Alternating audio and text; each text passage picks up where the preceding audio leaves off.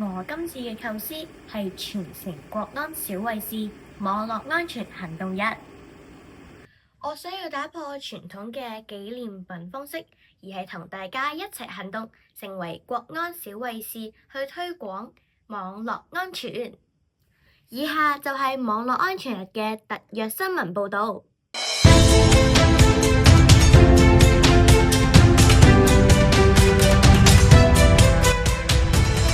各位觀眾，你好！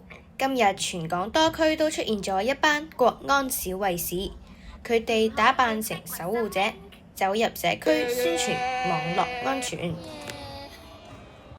行動日喺全港多個地區同步進行，從荃灣到銅鑼灣，幼兒同埋家長積極參與國安小衛士挑戰，將正確嘅資訊同埋安全意識分享到網絡世界，讓國安教育由線下走到線上。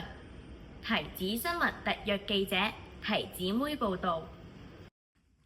我相信國家安全並唔淨係政府嘅責任，每個學生、每個市民都可以用自己嘅方法去守護。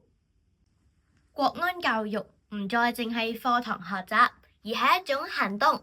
我哋全部都係國安小衛士。